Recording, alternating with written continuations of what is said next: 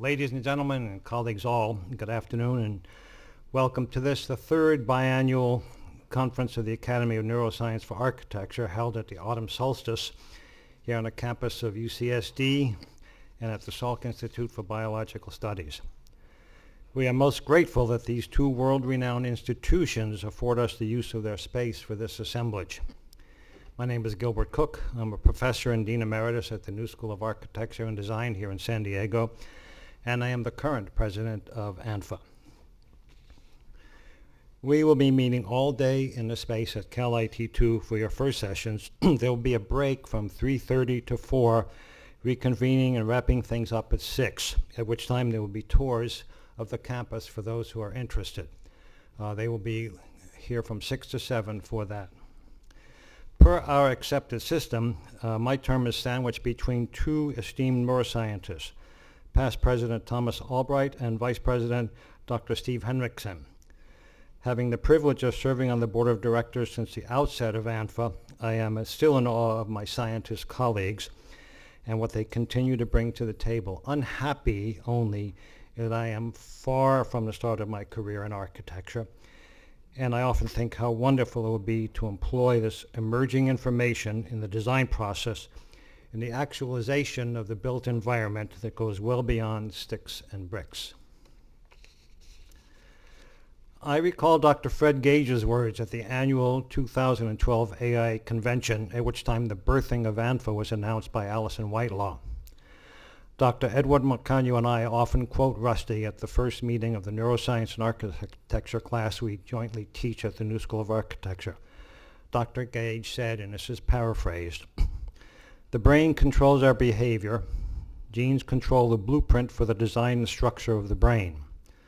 The environment can modulate the function of genes and ultimately the structure of our brains. Changes in the environment change the brain, and therefore they change our behavior. Consequently, architectural design changes our brain and our behavior." John Eberhardt, in a chapter of Mind in Architecture edited by Sarah Robinson and Johanna Palazma, wrote, "There was little knowledge available so far, but momentum is gathering toward a promising future." This is 12 years from that beginning. ANFA, with a small but dedicated group of architects, neuroscientists, and others, have accomplished much, but the future holds more than it did then. During this conference, we will be recognizing some of those efforts, but primarily seeing and hearing the findings and works of you, from scientists and architects, students and practitioners, and many others. We meet to make connections and to form bridges to the future. This year's theme is BridgeSynapses. We continue the exploration of informed imagination in innovative processes and the creation of and eventual responses to the built environment. The connections between architecture and neuroscience has advanced research and implementation thereof directly associated with the work of ANFA. It is anticipated that this conference will facilitate and expand your efforts, much further. Conference attendees and presenters will convene to share and to learn, to foster existing and create new relationships, and together become the genesis of new ideas to stimulate investment in this growing knowledge-based creativity.